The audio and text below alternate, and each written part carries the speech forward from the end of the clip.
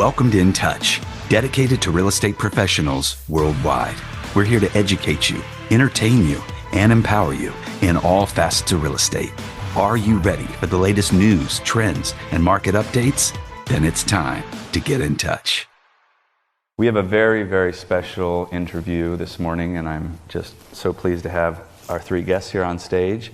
Before we get started, we are going to cover a few things that people have been asking about, which specifically relates to the market direction, right? It's a new year, and I don't know if you feel it, but there's a little change in the air.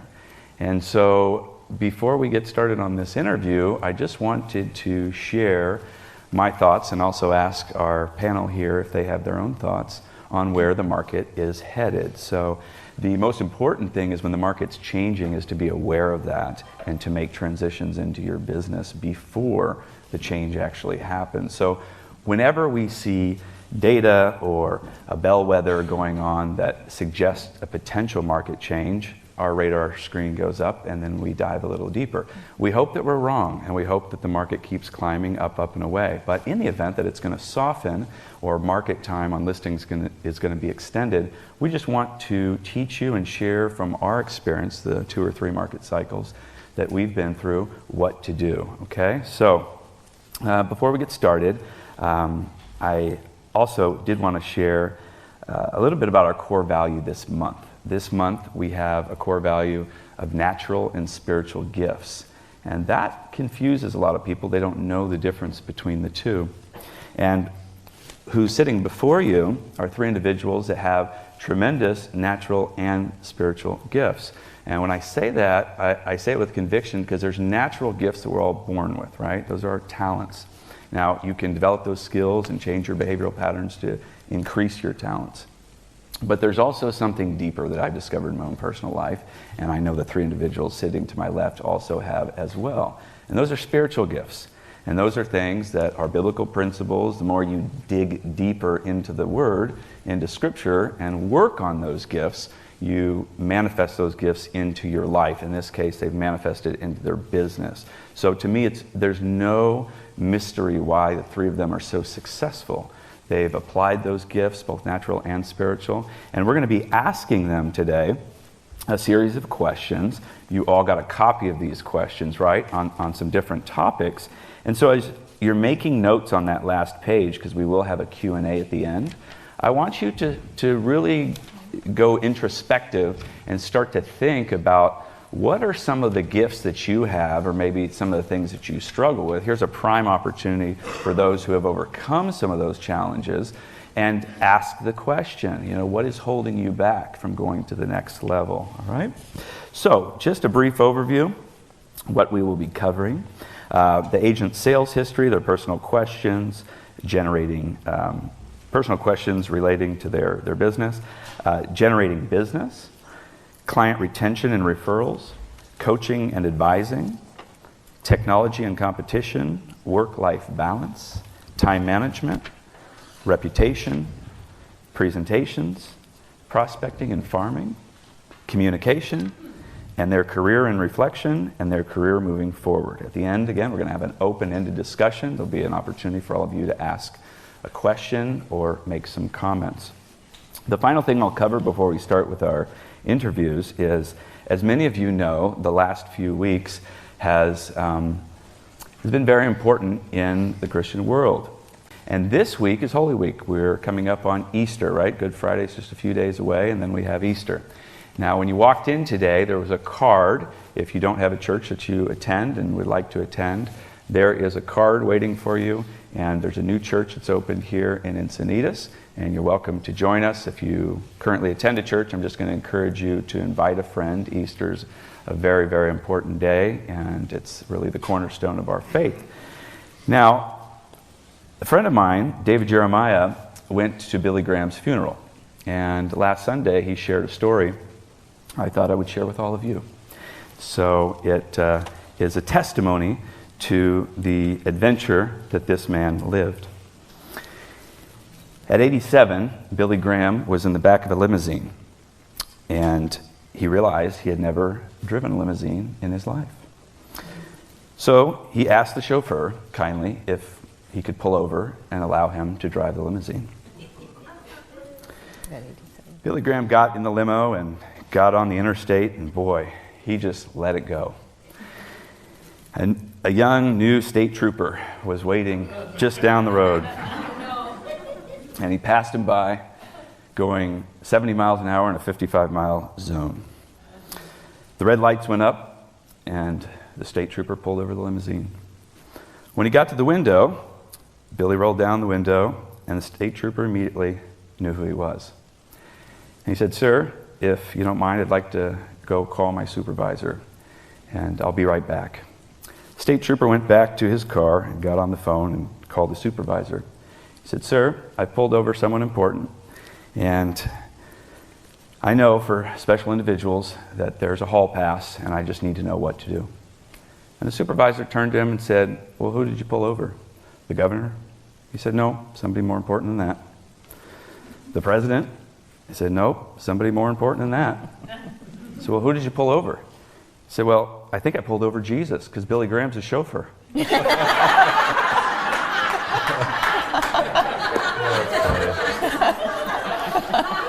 That's good. So, as we roll in to this Easter weekend, just remember, God has a wonderful sense of humor, and He loves each and every one of you. And I want to encourage you to go find out what that love's all about if you don't know. Okay, we're going to get started with our top producer panel. Thank you all for being here. I know your time is very valuable, and you've made time to share with others, which is huge. To give you a little bit of context, I know many of you already know Nicole and Gary. Our guest, Patty Keck, who is joining us, and again, this is just records from our research online, the BRE website, if you will, was licensed in 1983. She has sold many, many, many homes just since 1997. I'm sure it's more than this, because not every home goes into the multiple listing service, but we were able to track down 500 homes with a sales volume of over $400 million, and that's just in the last 20 years. I'm sure it's more than that. So that is a lifetime achievement, Patty. Congratulations. Most real estate companies can't sell that much real estate, so way to go. Nicole and Gary have both been licensed since 2004 and 2005. They have also sold over 100, on their way to 200 homes, and both have $100 million in real estate, again, on track for the same path that Patty is taken this last 35 years. And so this is going to be an interactive session today. We want you not only to learn, again, but to ask questions, and also to listen to the exact methods that they used. Not all of these methods are going to be appropriate for your business, but hopefully they will stimulate you to discover what are the methods that are going to lead you to the same success. So I'm going to start just with your sales history. I'm going to ask all of you to introduce yourself and really just let us know, how did you get into real estate? We covered how long you've been in the business. And if you sell a specific price range or target a certain area, please talk about that. Let's start with you, Patty. Well, thank you. I actually started selling real estate in 1980, but it wouldn't have been in your records because it was over in Phoenix, Arizona. And if you remember, anybody here, at 1980, interest rates were about 21%.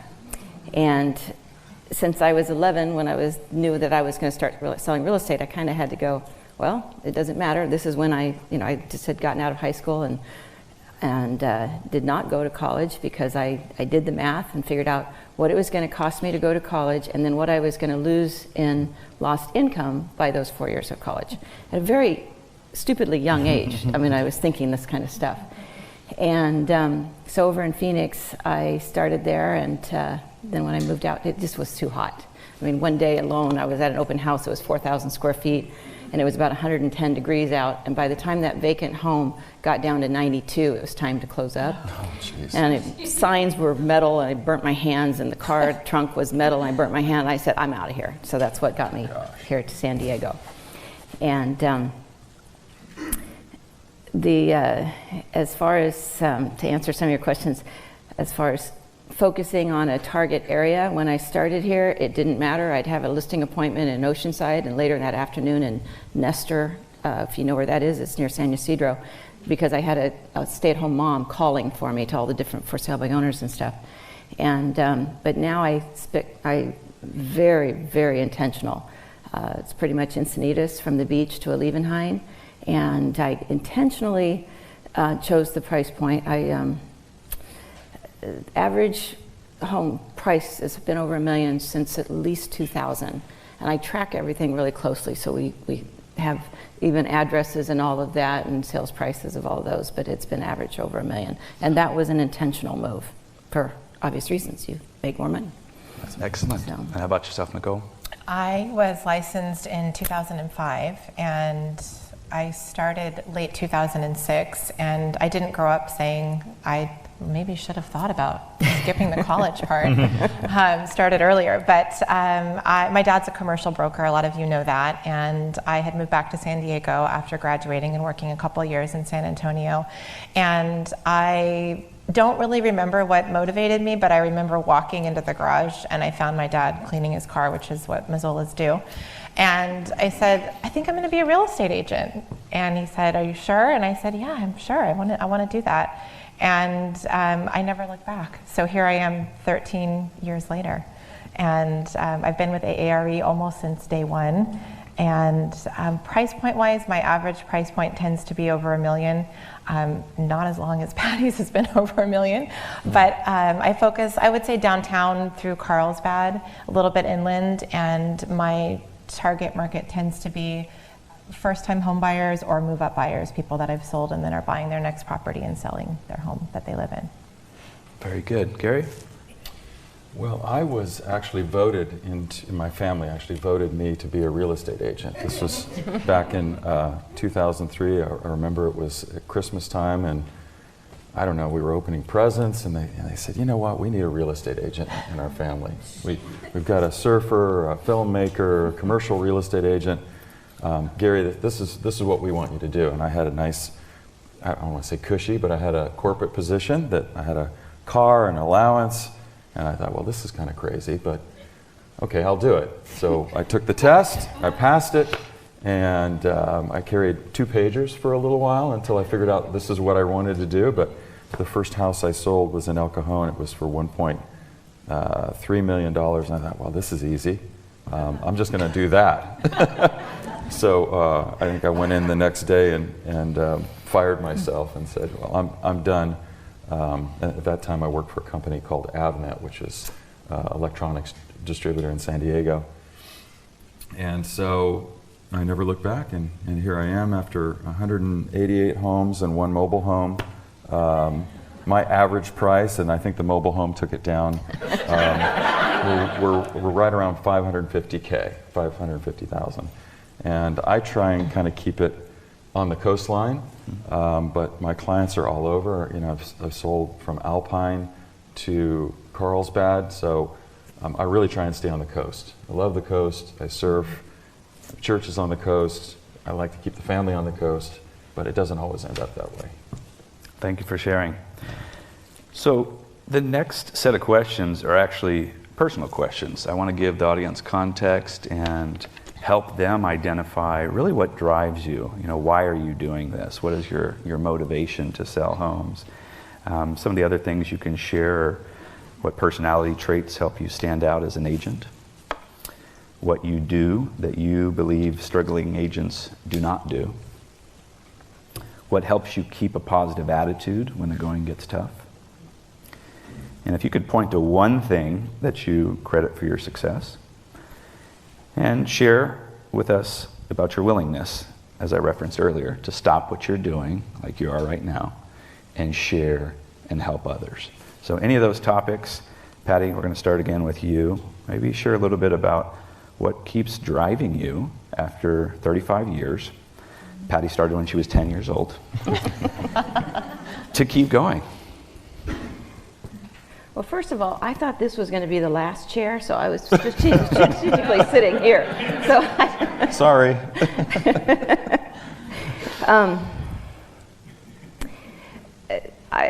we were all given these questions ahead of time, so I've really had a chance to think about this, and there's no great answer that just sounds so eloquent and all of that. It just really comes down to two things, and that is I'm extremely competitive against myself more so than others.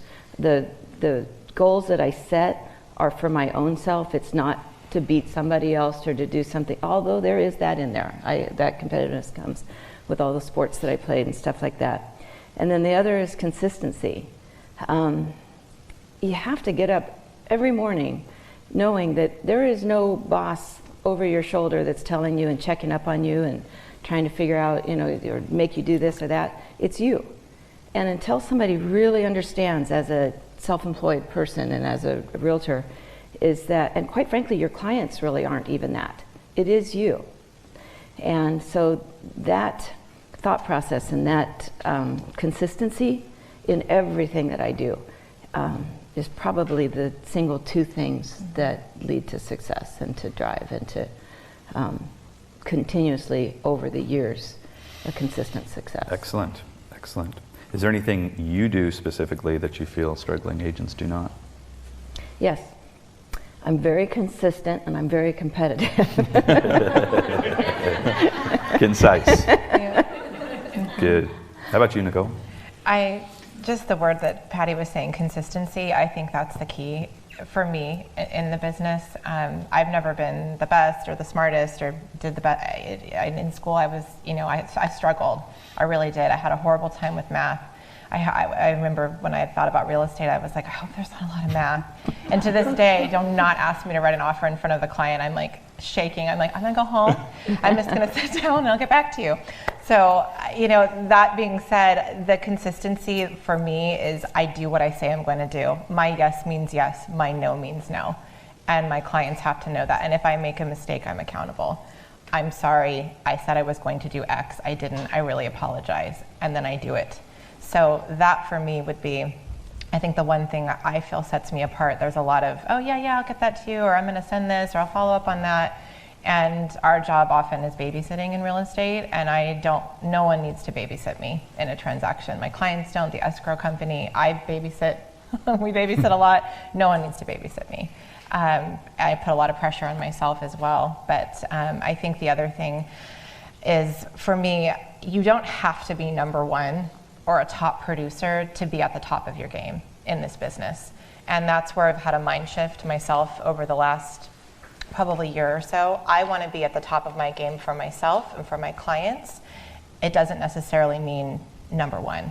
And you can serve your clients phenomenally without having to have all that pressure of I've got to do more, be more. Really focus on what you want, and I think it really translates to the client, and they're going to be thrilled. They're going to be thrilled with your service. Good. Gary? Really easy for me. I just want to eat. I want a roof over my head for my family. I want to eat. When people ask you what drives you, well, I get up early every day, and we'll get into time management later, but I've always got up early. And I find that everybody has the same amount of time. It's just a matter of what they do with that time. So I would say, my motivation has always been God first and family and then business. And if your priorities are set right, everything will fall into place. And it's the same principles. Even when I had a job, right, where somebody was watching over me, I know God's watching over me, and he'll pretty much take care of my needs. Let's see, what was the other? Talk about your willingness to help others, because you're very generous with your time. You're always early. Yeah. You serve others, not only your clients, but really anybody you come in contact with. That's actually a fault too, getting early to an appointment. Sometimes I'm too early and I'm like, I gotta sit in my car for a half hour, wait for my client. I'll text him, hey, I'm here, where are you? But no, I've always loved to serve, and even when I was in college, I worked for a small company called Sioux Plantation. I don't know if you've heard of it, but there was only one or two at that time, and that's where I learned to serve. I was always there picking up a tray or whatever it is, helping people get through the line, serving the food.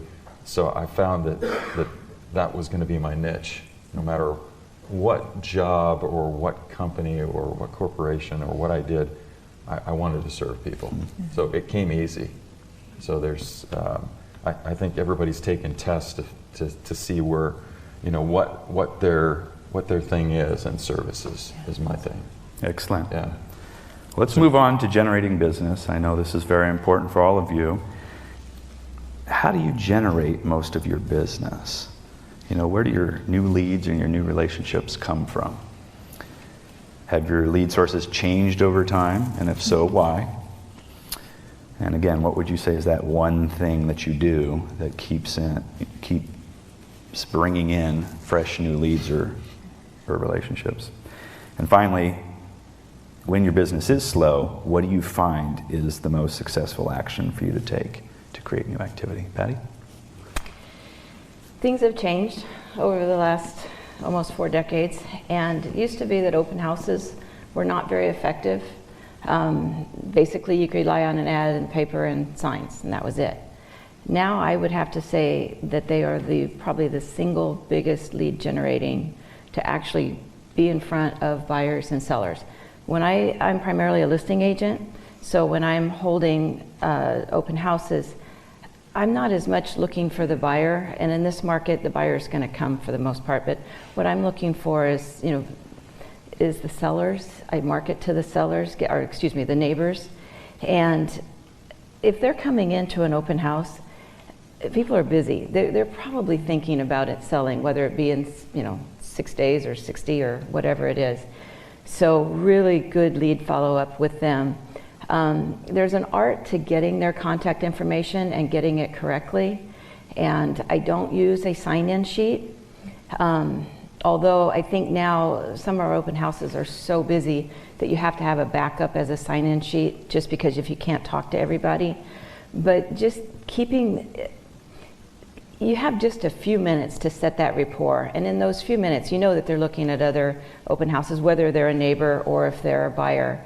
And if I could say anything, is practice that art, is to how to just very genuinely and nicely get all the information. I have found that if you have something to give, information to give, they're much more likely to give you the correct information. I know some people offer raffle or anything like that. I don't do that, though it's not a bad idea. When I am usually trying to give them something, I'll find out what they're looking for, if that particular house doesn't, or even if it does. And what I'll say is, I get a lot of properties coming on the market that haven't come on yet. And what you're describing to me sounds really close to what a listing appointment I've got coming up in the next few days. Would you like to hear about it? They can't give you the information fast enough. So, and you have to really have listings coming on to say that, and you also have to know what else is coming on. So networking with other agents, finding out what is coming on. It doesn't have to be your listing when you're talking to them, or that something that you have coming on. So I would definitely encourage you to network, finding out what's coming on before with Zillow and everything, people know as fast as we do what's hit the market, the MLS. Staying in contact with my database, and I can probably today tell you more things not to do that I didn't do or should have done than what I do. So I don't even think I really consistently followed up with my database until probably the year 2000. And prior to that, there was probably another 400 homes that were sold before that. So I lost out on a lot with that. The one thing that I did do was every year I'd sent out a family, personal, really well done Christmas card. And these were for people that I'd been, 15 years. I hadn't talked to them in 15 years, and I'd send that card out. And that alone, I can't tell you how much business just that alone did. They saw my kids grow up and all of this, but I didn't talk to them, and that's where I'm saying don't do that, do the call thing. And I thought one day, I had that aha moment, and I said, if I'm doing Christmas cards once a year, what if I actually started hitting them with emails and with phone calls and with personal notes and with that type of thing. So in that point in time, I really changed up my business, and it made a big difference on going after that. And quite frankly, if you say, well, why wouldn't you have done that before? That's really stupid. It was stupid, but I was busy. I was busy getting new clients, and I was busy selling, and I had 2 babies that were born in 96 and 98. And so that's why I didn't. And I would encourage you, if I had to say anything to do now, is every sale you have, stay in touch with those people consistently. As far as generating business, I think those are I think you guys are going to have some good tips too, so I won't take them all. And No, take them. Take them. Where do I get most of my new leads and relationships from? It's repeat and referral. It should be, in my opinion, our biggest source of resource. I do not subscribe to Yelp, Zillow, all of the lead generating things that you can buy. I say no so many times a day, on phone calls, and if we could figure out a way to keep our numbers where, it's like to the point where you don't answer the phone anymore because it's an ad call, and so I may be changing up my voicemail to recognize that, so that the clients that are calling know that I'll call them right back because of that. I haven't figured that out yet, but that'll be my next thing, because have you guys been on an appointment and you're talking to somebody and your phone rings and you don't recognize the number and you think, I really need to get to that because you want those referrals. So we got to figure out a way to get around that. I've got an app for you. I'll give it to you later. How to Perfect. check that out. Perfect. See? Ding. Okay. No, good. Have the lead sources changed over time? Well, we go back to the open house, yes. I think that it's just past clients and referrals are really emphasized so much now, and because it works. So I would definitely do that. And what would I say my one thing I do to keep new, fresh leads coming in? I'm going to sound like a broken record. I go back to those past clients and pick up the phone and start calling, reaching out to them. We have a myriad of different ways that we stay in contact with them, and it's not just one thing, but they are getting touches from us in a bunch of different areas. And then when my business is slow, what do I find the most successful action? Prayer. When I'm slow, it just drops me to my knees. Sometimes I just think, okay, God, you're just letting me be slow again so that I get back to those fundamentals. But I think that hitting up on as many open houses as you can when you're slow will just really generate leads faster than anything else, whether it's your listing or somebody else's. But make that open house count. Make sure it's in an area that you want to work, with buyers in a price range that you want to work. When I said earlier that I chose a price point of over $1 million because you make more money, it's really not true. My husband said, Patty, why are you selling this price point versus this price point? Is the percentage the same? And I said, yes.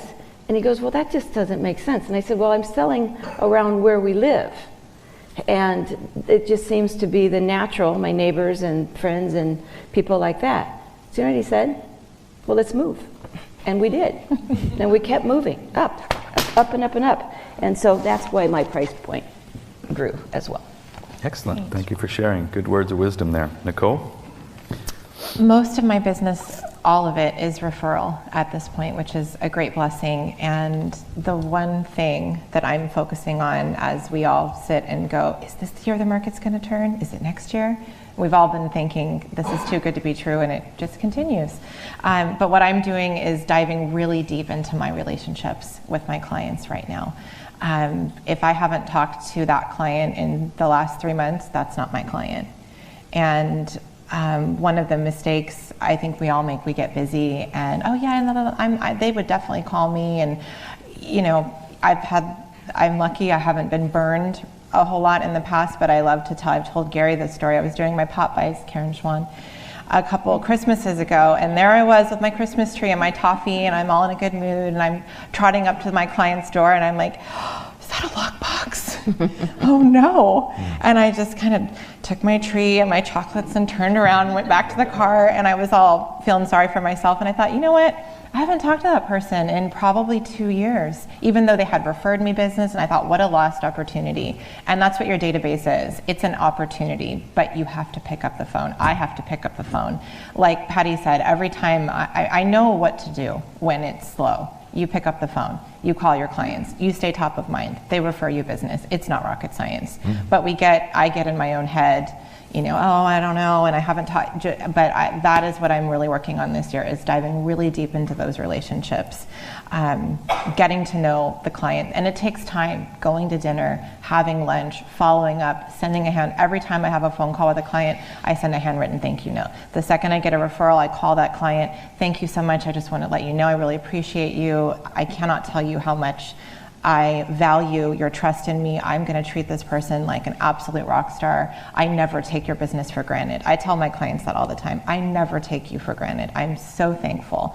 And they love to hear that. Also telling them, I think our clients think, oh, you're so busy. And I always cringe when I know you're so busy, but I have this friend and I wondered if I could have her call you. And I'm never too busy for your referrals, we all say at the end of our emails, but it's reminding them that referrals are the lifeblood of my business, and take those opportunities when they do send you a referral to say how much it means to you and how much it really impacts your business. I want my clients to know, I don't buy leads.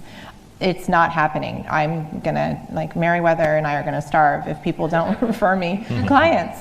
So that is, I think the one thing I do is I really pour into my past clients. It takes time, it takes money, but it comes back in spades every time.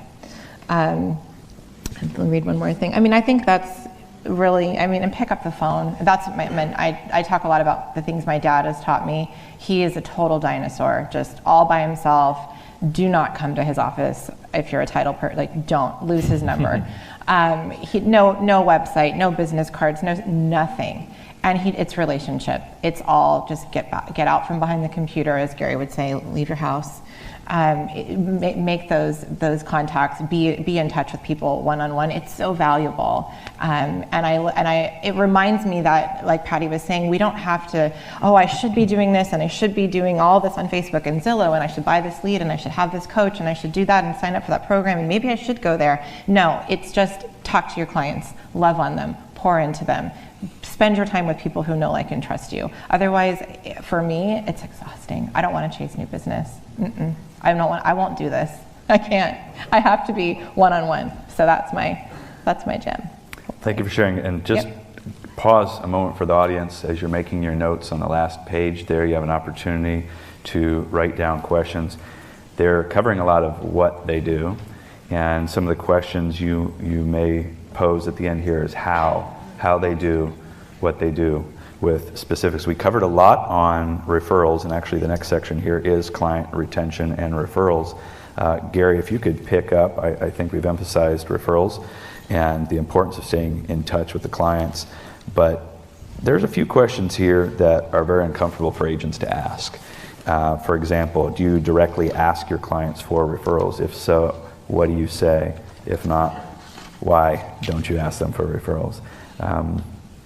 Another one that was discussed here that maybe you could touch on is, how do you maintain relationships when you have a growing database? What Patty was challenged with, and which now both of you are challenged with. Once you've sold 100 or 200 homes, that's a lot of relationships. Yeah. How do you stay in touch with all those people?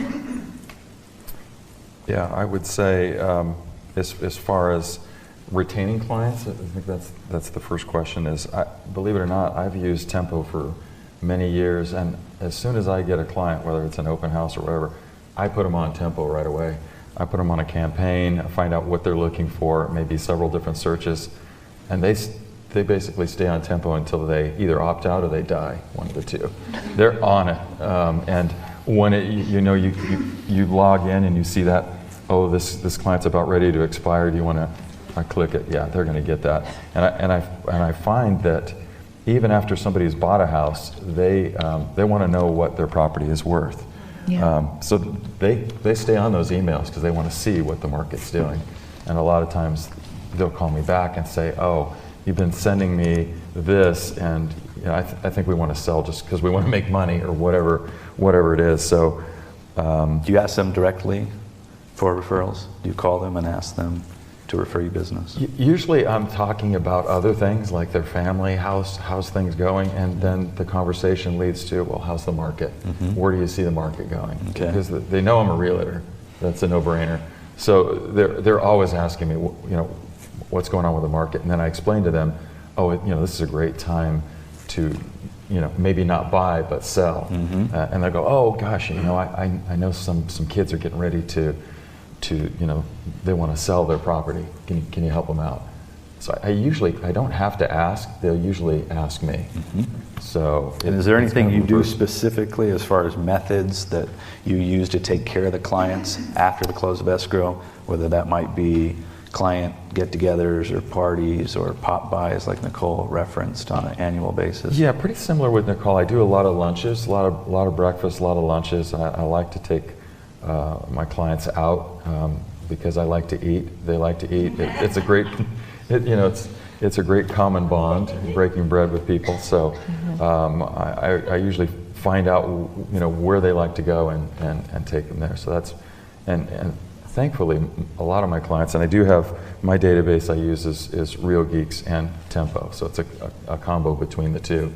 But I do find people remember me, and they do see me because I do post on Facebook and I post on Twitter and a lot of different areas like LinkedIn. So they are seeing things that pop up with my face on it. So it's almost like a Coke ad. You keep seeing the same thing over and over. And so it's kind of just putting in the back of their mind, well, Gary's still doing real estate. It's been 14 years. He's still at it. I better call him. Very good. Well, let's move on. We're going to move on to the coaching and advising. Hey, coaching. I'm going to ask all of you if you have a coach. If not, it could be a personal business advisor. It doesn't have to be necessarily an actual coach. If you do, who it is and how they have benefited your career. If you don't, you can pass or explain why you don't have a coach. And if you do have a coach, also share with the audience how often you meet, what the format is, if it's a 45-minute session, a 1-hour session. And again, if you don't have a specific coach, maybe it's an advisor, a business advisor that you've had in your career and how they've helped you out. So Patty, would you like to talk about that? Over the span of my career, I've done the Buffini coaching, and I remember, gosh, I just sound so old when I throw dates out there, but in 1993, or 90, it was a kind of a pivotal part in my life, and I hired a life coach, and I cannot tell you how much that person just helped me. And not because he gave any great advice, it just slowed me down long enough to really think, what do I want? And even to the point where, what house did I want to buy? I was in that transition and all that stuff. And so I have a very, very strong belief in coaching, but honestly, I can tell you that it has not been something that I've done consistently. Currently, I have 2 different coaches, but not helping me to sell real estate. They're helping me with my exit plan and to really be able to, we'll get into this with some of the other questions later, but just how I'm going to turn over the business and allow it to, or cause it to really prosper for Rachel, who we'll be talking about, who will be taking it over and taking it forward. So ironically, coaching is something that I want to get into, and mentorship in my encore career, meaning that once I've kind of, after 40 years, it's going to be 40 years in 2020, I kind of want to do something different, and that's something, so I have a heart for it.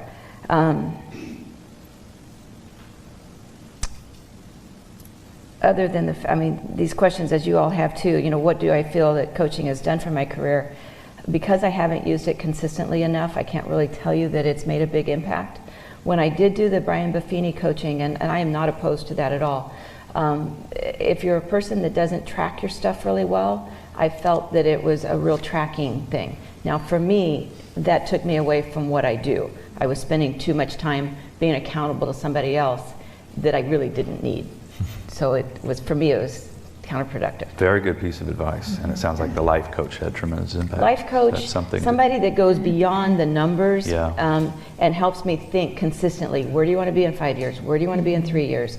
Where do you want to be next year? And let's help you get there. Little vision casting. Yes, right? That would be the type of coaching I would seek out if I had to give you advice. Unless you're a person that is not self-motivated. And if you're not self-motivated, I'm not real sure why you're here. So. Amen.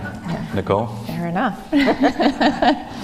I just started coaching about 6 months ago, and I signed up because not necessarily, I was at a place in my career I was feeling a little bit of burnout. So, how do I keep this going forever? Can it keep going forever? A lot of noise in my own head. And I wanted to be, like I'd said earlier, I really wanted to be at the top of my game. And I went kind of on a whim to a seminar. I'm not very impulsive, but I was like, sure, I'll go.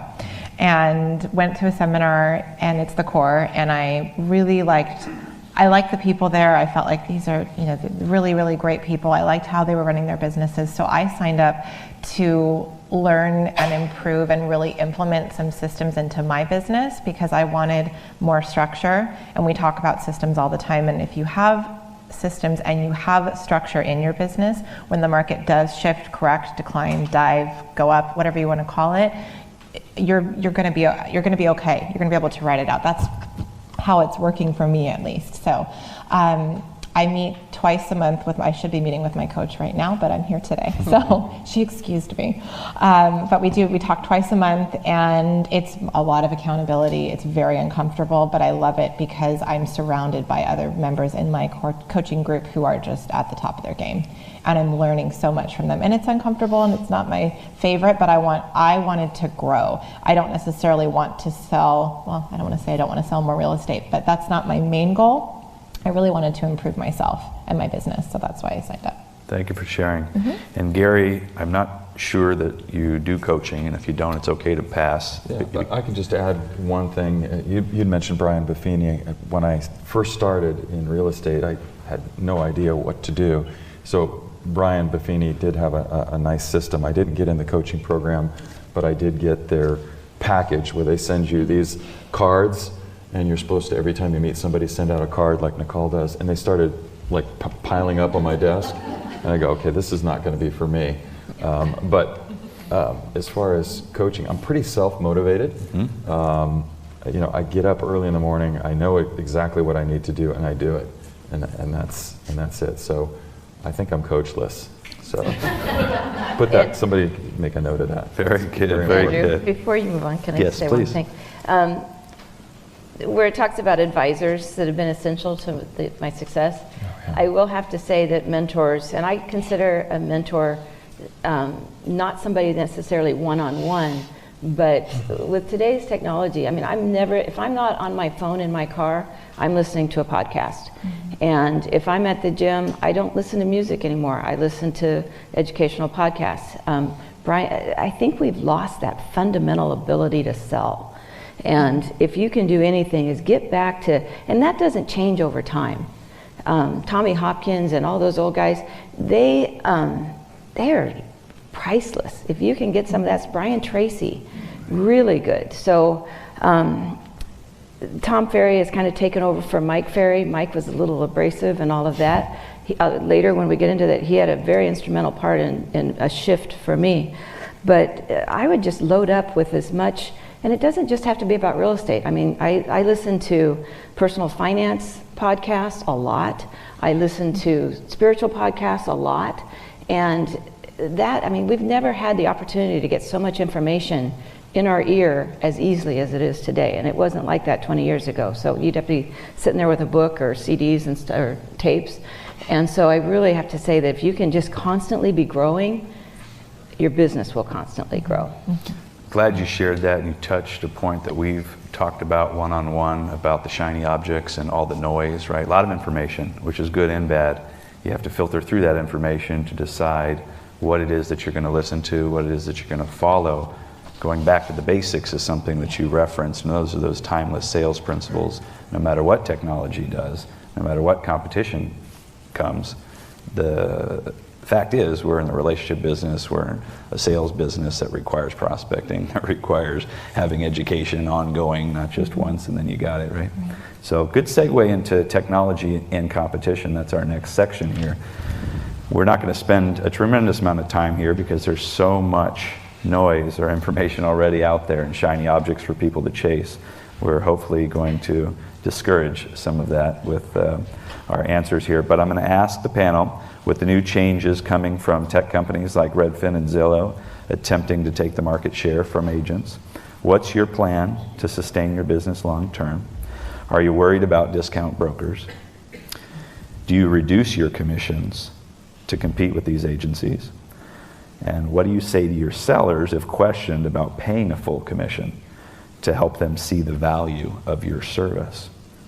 And finally, where do you see the market going and industry going in the next few years with this technology? And who or what would you be the most concerned with as far as competition or technology? Want to start, Patty? This excites me because what I'm going to say to you is probably different than what you'd expect and different than what you said earlier in the very beginning. This market right now, it's kind of like the weather. If you don't like the market, just wait a few days, it's going to change. But I can't wait for this market to change. I can't wait for interest rates to start their climb. I can't wait to just kick Redfin in the butt and get them out of here, as well as all the other discount brokers. But they're no different. Nothing's changed. It's just got a different name. Used to be I Pay One. Before that, it was Help You Sell. I remember when Help You Sell came out, I panicked. Oh my gosh, they're helping for sell by owners. Nobody's going to need us. They still need us. And when I talk about learning skills, whether you deal only by referrals or you're meeting new people, you are still a salesperson, and you need to have those skills. You need them in negotiations. If you haven't read a book on negotiations in the last 6 months or a year, get it, read it, because it's not changing. You just have to stay up on your skills. But when I say this, it's you got to show value, because if you're not worth any more than 1%, then they're going to go to 1% or 0.5%. We're the only state in the United States that I'm aware of that charges 5% versus 6%. And they say, well, our real estate prices are so much higher, that's why we can get away with 5%. No, New York, Manhattan Beach, or not Manhattan Beach, but Manhattan Island is much, it's not even Manhattan Island, is it? No. Manhattan, New York. That's right. They're at 6%. So do you know when it went from 6% to 5%? It went in the early 2000s, 2004, 2003, right around there. It overnight shifted from 6, it felt like overnight shifted. And why did it shift? It shifted because we were not strong enough to fight for the commission, and all these agents came in there and they would do it for less and they would do it for less, and we let them. And I say we let them, it's because we caved and we said, okay, everybody else is doing it 5%. But it's just right around the corner, 4%, if we don't stand up and show some value of what we're worth. So when you asked on the last question, I didn't answer it, why am I here? Where do I feel like giving? We have a business that we need to protect, and we have to be professional and show value and be worth a $50,000 commission. I mean, guys, we're paid a lot. We better be worth it and show them that that's the case. And Redfin is spread out so thin that those agents are on staff, as you know, and they don't have time to give service. So when it goes from a 6-day market time to a 60-day market time, and they call their Redfin agent and says, well, what are you going to do to sell the house? Well, we're giving you a discount. A discount of what? You're not selling the house.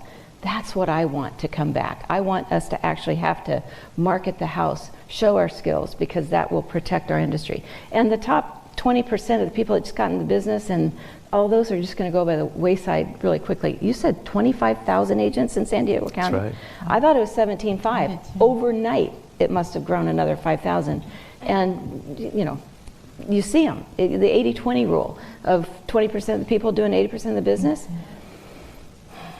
In 2008 and 9 and 10, it became the 90-10 rule. 10% of the agents were doing 90% of the business. It has shifted now to where it's more like 60-40, because there's so many of the, hey, I'll do it for free if you'll just sign up with me. I mean, that's almost how ridiculous it's gotten. So if I got off on a tangent, I apologize. Am I worried about discount brokers? No, I'm not, because they will go away. But be aware of them and show your value. You are what you're worth, right? I mean, what you think you're worth is what you're worth. So if you take a 1% commission, that's probably what you're worth. If you stick true on the 5 and 6%, and I admire these agents that are still getting 6%. I mean, that's a skill, and that's who I want to talk to and find out, how are you selling that? She's sitting right there. Yay. Thank you for sharing. She said she's sitting right there. And then one other thing, and I won't take too much time. What do you say to your sellers if questioned about a full commission? The other day, this came up where, you know how Zillow and all of that, the buyers are getting the listings as fast as we are. So a past client, and we've been talking about selling his investment property for quite some time, and he says, Patty, I don't mind paying you the full amount, but I'm not going to pay the buyer's broker. In this case, it was $1.3 million property, so it was a 5% commission. He says, I'm not paying him 2.5%. And I said, Brian, you really need to. And he goes, why? They're not doing anything. If I pay less, it's still going to be, the buyer is going to say, I want to see that house. And I said, you're right. But this guy, and by the way, know your client's communication skill and what's important to them. This guy is a data guy. Mm-hmm. And so I said, let me just show you the stats on what happens if we discount that buyer's broker side from 2.5 to anything less than that, even 2.4, but anything less than 2.5. Rachel started, if you don't know Rachel, I'll introduce her. She's my niece, and she's been with me for almost 10 years, and she's my everything, as far as business goes. And so she did the stats on everything that published less than 2.5%. Did you know that 4% of the homes listed sold with a 2.5% or less? That's small. And of those 2.5 or 4% that sold, their average days on market was like 5 times the average days on the market of the industry. And of those, the list to sale ratio was substantially higher than the average industry. So on that email back to him, that's the only way you can really communicate this type of thing. We did it on email. And then I showed my average days on the market and my list of sales price against the industry. And it was just a whole package, and just sent it to him, and he said, what he said was great. He said that I won't even go into that story, it's too long. But anyway, the point is he listed with us, he says, I don't like it, but I understand it. Thank you for taking the time to share that. Mm-hmm. And so we did it at the 5%. I would rather discount my commission than what goes out to the broker, because when we start discounting that 2.5, what goes out to the buyer's agent, we are really undermining ourselves. Thank you for sharing the story. It's a real world example.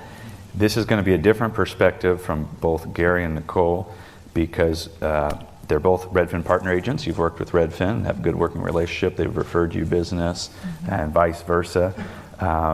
What is your take, and are you concerned? What do you read on the market and technology? Yeah, I don't think Redfin and Zillow are going to go away. I think you've got the millennials out there that just love to be on the internet. And they will cut you out of the picture if they think they can. So I don't think that's going to go away. I think what Patty said about deepening your relationship with the clients that you have, that's really what you should be after. I am a Redfin partner agent. I get leads. They go to my phone, and basically it'll say, hey, you've got a property, somebody wants to see it, do you want to go out? And that's how I do get my buyer leads. So it's been very profitable for me for the past year that I've been doing it, year and a half, I think. And it's kind of like a Real Geeks lead. If you follow up on it and you go after it, you can get it and make a commission. You do have to work pretty hard for that too, because they will run you around if you don't set the rules. But I'm more excited with technology and the competition and myself kind of changing my business. I've always been an internet guy where my leads would come in from Trulia. I used to pay for Trulia leads when it was really Trulia. Now it's Zillow, which I'd canceled. But I did get a lot of leads, and a lot of the clients I have today are from those internet leads. So it's servicing them and keeping them happy is how I'm going to continue my business. And I'm really excited about some of the new programs that you've brought forward recently. Is the Generous Giving program. I find that sale, which you know about, was probably the easiest sale I've ever had, because the clients were happy to give the commission because they knew that a portion of that was going to go to their favorite charity. So the sooner I can get more in tune with that program, I would do 90% of my business if I could. Excellent. So. Do you want to add anything, Nicole? No, I think what Patty said, I was like, yeah, the whole time. So don't be afraid to say no. And I was pointing at Angela a couple of seconds ago because I was talking to her on the phone the other day, and it just came up that, well, I charge 6% on all my listings. And I was like, what? How do you do that? What do you say? And she said, I just do. And I said, well, what do your clients say? And she said, well, they just sign. And I thought, wow. I mean, what a reminder that it's, you having, obviously her clients see her value. I mean, I'll just leave it at that. And I told this kind of funny story before, but I have a very good client who has a startup, and Andrew's, I think, met with him, and he hired the CTO, the Chief Technology Officer, from Redfin. And I was like, oh no, now he's gonna expect, and I got all nervous. Never came up. I've helped them buy and sell multiple homes. He's never mentioned it. So don't be afraid to say no. And I've agonized. I've called Mindy, I've called Gary, what do I do? I've always said no. I did it once, I regretted it, I'll never do it again. And that's how I roll. Excellent, excellent. These next two sections are work-life balance and time management. We're going to combine them because they actually go hand in hand. So as far as the work-life balance, that's a challenge for many top producers, right? They're very emotionally burnt out sometimes. This business can do that to you, and there can be very stressful escrows or clients. And so how do you mitigate that? When you run into a particular tough situation or a client, what do you do or say to stay above that noise and not get overloaded with stress? How do you avoid that burnout? How do you emotionally detach from those transactions? And really, how do you structure your calendar, right? There's a lot going on. There's meetings, there's events, there's an interview like this, taking care of your clients. You have time for family and vacations. And really, where and what do you do to maintain balance on a daily basis? I think it's easy to look at it over a season and say I was very balanced, but then I got busy. But what is your day-to-day? Again, you can share your calendar if you have a specific schedule that you stick to. And one other thing that's written down here, I think a lot of agents here in our industry, is income-producing activities. So what do you feel are your income-producing activities? Finally, do you have an assistant or a team, and where are you at with delegation? So, Patty, please comment on time management and work-life balance. So the first one under work-life balance, when you run into a tough situation or client. I have tried to fire clients before.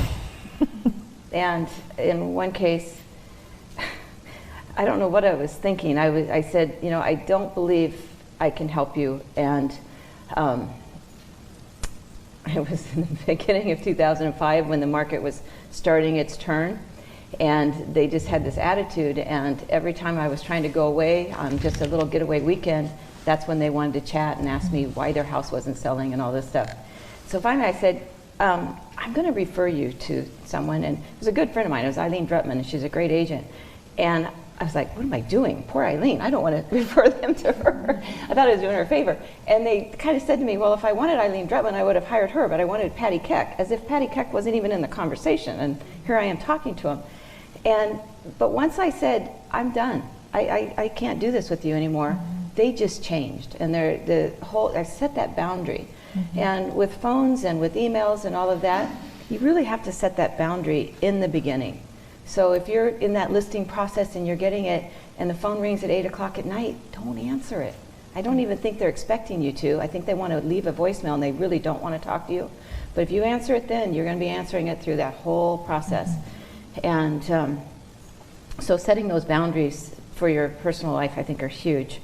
And again, just don't be afraid to walk away, because that toxic client will take you away from everything else. You're going to find real fast your quarter just really drops when you're dealing with somebody that's so demanding, doesn't respect you, doesn't appreciate you. You don't need them. You really don't. How do I emotionally detach from a tough client? You were talking about gifts earlier. I have a gift of compartmentalization. And I can compartmentalize certain things, and 30 minutes later, it will not bother me. I will not allow it to bother me. And so I do think that's a gift. How do I teach that? I don't know. But it's just an ability to not let people bother me. How do you avoid burnout? I think I'm probably a good person to ask that. I mean, because it's this many years. And I don't think that you avoid burnout, but when you recognize it, I think you have to really deal with it. Maybe that means just taking some time off and stepping back and saying, okay, it's time to maybe go on a vacation. Maybe it's time to just do something that just makes you realize that real estate is not the be-all and end-all of your life. It's the means to your life, but it is not your life. I'm going to pass on how do you structure your calendar. You guys are going to be a lot better than that. Where do I maintain balance on a daily basis? It goes back to setting boundaries. And a lot of my career, my kids were little. And if you ask either one of my kids, they would tell you, Mom, you were always there. I never felt like you missed a game or anything. So on my calendar, if I had a kid's game or something, the client would hear, I'm sorry, I've got another appointment at that time. Let's make it this time. What did I appear? I appeared busy. And they don't need to know, hey, I've got a kid's football game or basketball, soccer, whatever I've got to be at. Don't tell them. They don't need to know. Just say, hey, I've got another appointment. Let's do it at this time. They'll respect you more for that.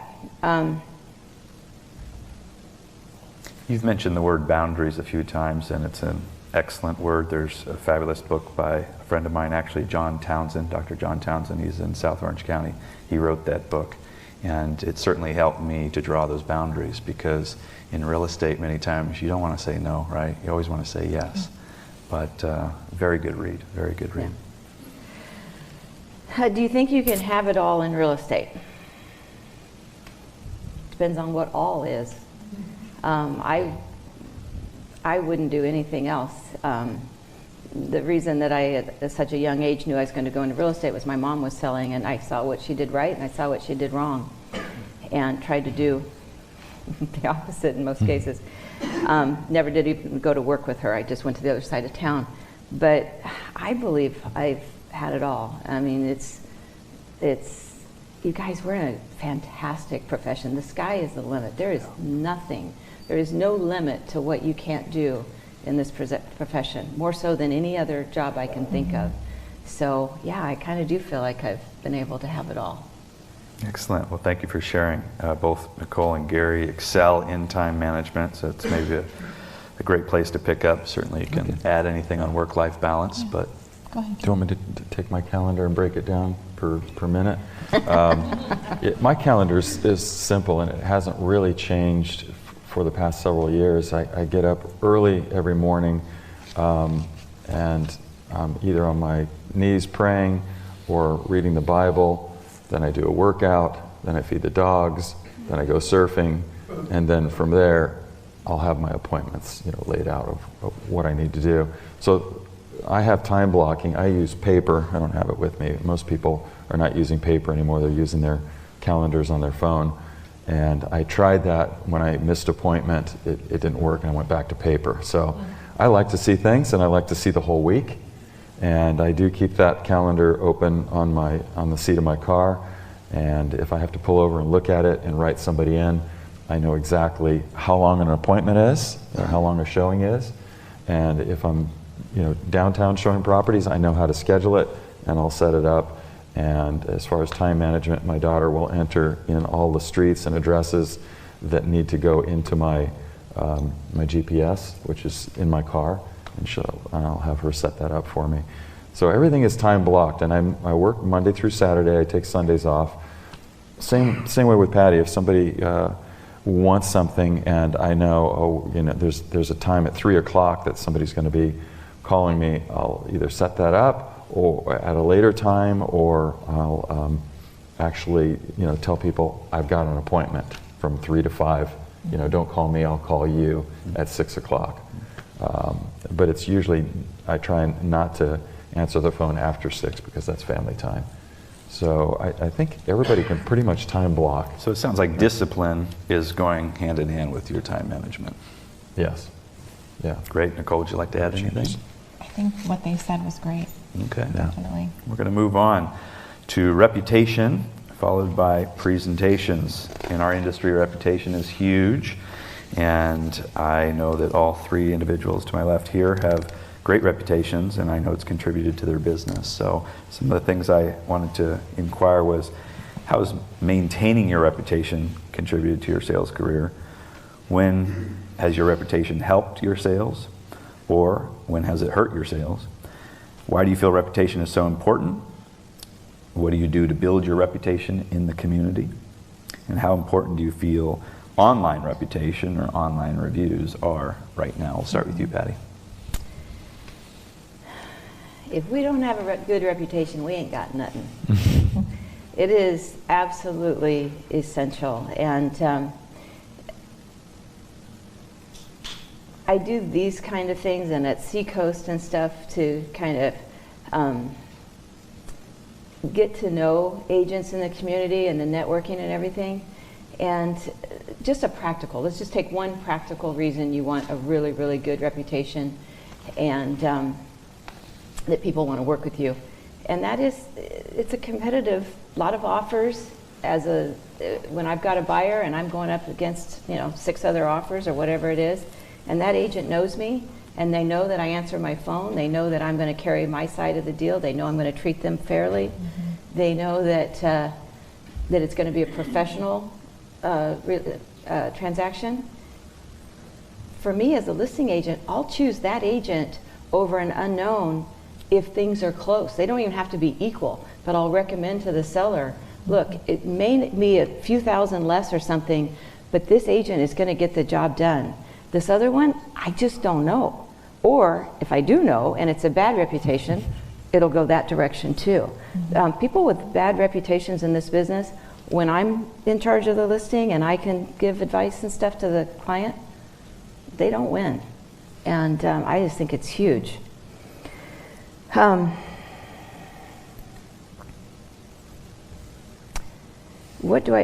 kind of answered all those questions just now. You did, very well. Let's just talk about online.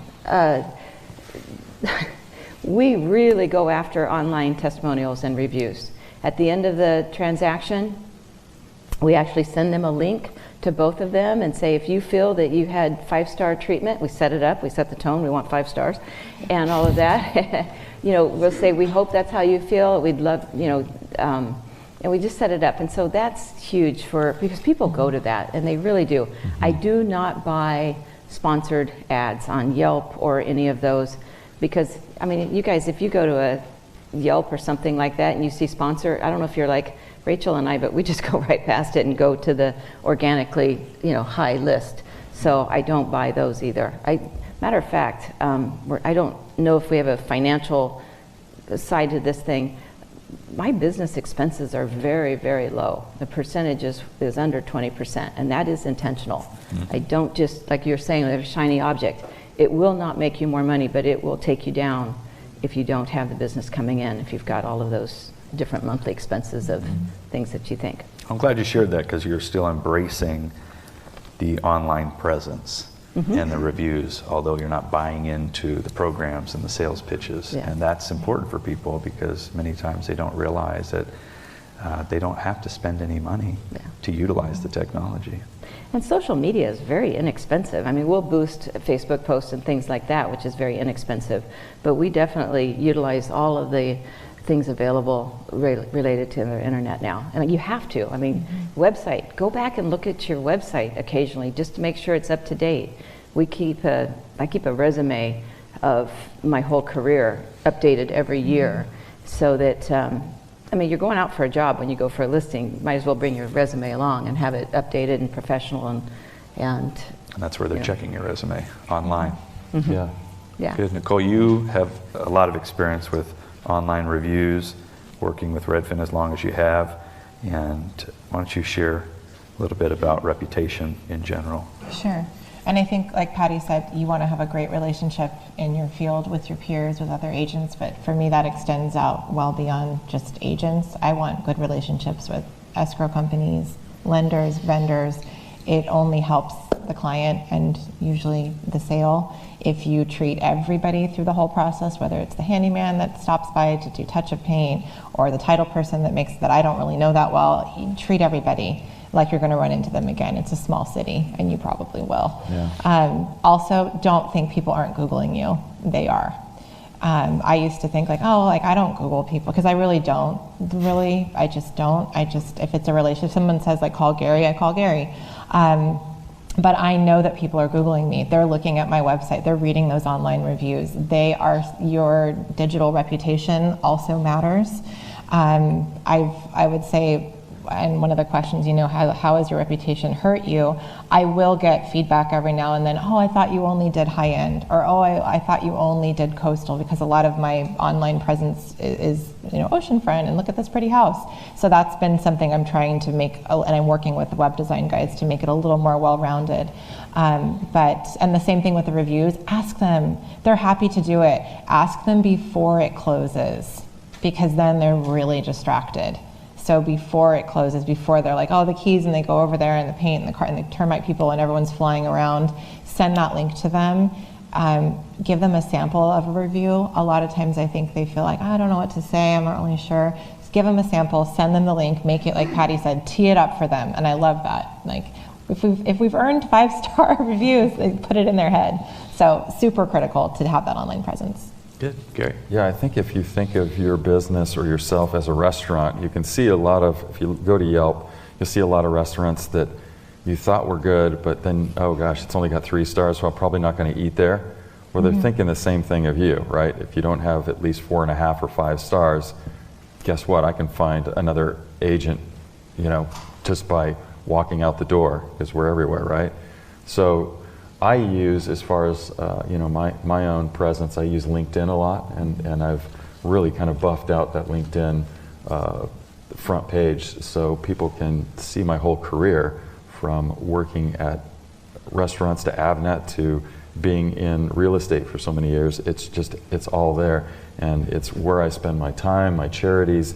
It's all on one sheet. So if you're going into a listing presentation, that's usually the link that I'll send them first. And I really don't have to say anything after that. And then the Yelp reviews, I've only had one negative Yelp review, and that's my own fault. I should have never got into a rental. So I learned my lesson, right? No mobile homes, no rentals. So jot that down, put that on the back page. Good. Well, good segue with what you said about, for a listing presentation, almost being like a resume as you're walking in the door. Yeah. That's our next section. And these presentations that we're talking about apply to both sellers and buyers when you meet them and you're presenting your services. So here are the key questions. What percentage of your business is buyers versus sellers? And please walk us through your listing presentations, or if you do mainly buyers, you could walk us through your buyer presentations. What materials that you use during those presentations. And then any common objections and how you handle those objections. We touched on commission already, but maybe some of the other objections that come up during those presentations. If you do work with buyers, we're asking that you would also share if you use buyer-broker agreements. And if so, why? And if not, why? So Patty, can we start with you? Sure. It says, what percentage of my business is buyers versus sellers? I'd say 75-25, but the 75% listings. And of the buyers, the majority of those buyers are actually my sellers that are buying. And the other few would be from an open house or referral type thing like that. I might be a little off. It might be more like 60-40, but close enough. You don't want me to walk you through my listing presentation because it's way too long. And I'm trying to shorten that up. But we have recently been changing it all up. And in 1990, I bought my first laptop for $6,000. And hated it after about 6 months, and then didn't really use an electronic instrument at all during a listing presentation until this year. And Rachel has done a great job of putting together on just a basic iPad, iPad Pro, I think it is. And so now I use it as kind of a backdrop. And it just shows a all the different things that we do, samples. I mean, all of our properties have custom websites. All of our properties have, for the majority of them, have drone photography, as well as we're moving into videos and things of that nature now. We just a lot of, the bells and whistles of the technology they really like. Do they help sell a house? No, but they do get you help get the listing. And so I do think photos are huge. We're very big proponents for staging. So we spend a lot of time talking about staging, showing pictures of befores and after. And that before and after is combined with staging along with photography, because we'll show them, you know, something that, like, for example, it might be an expired listing that we took over, and after, you know, the other agent having it for 120 days, we'll sell it with multiple offers in 5 days, and we'll explain why. And that all has to do with more of the staging and the various things of that nature. If I had to think of what bullet points I really hit on in a listing appointment, is I do walk through the property with them, and I don't take notes, but I tell them, I say, once we have all the paperwork signed and everything, then I'll go through with you again, and we'll go through all these, and I'll take, you know, we'll get it all dialed in. For right now, I just want an overview. It speeds things up, and it sets that, if you're constantly saying closing statements such as that, it'll really help you so that they're not surprised at the end when you've got the paperwork right there. Never, ever, ever, ever show up to a listing appointment, even if they tell you we are not making a decision today. Do not show up without listing contracts in your hand. Even if they're not, if the price isn't filled out. I rarely go with the price filled out or the commission filled out. Now you might think, oh, is the commission not filled out because you're going to go under 5%? No, the commission's not filled out because it may be a situation where I go at 6%.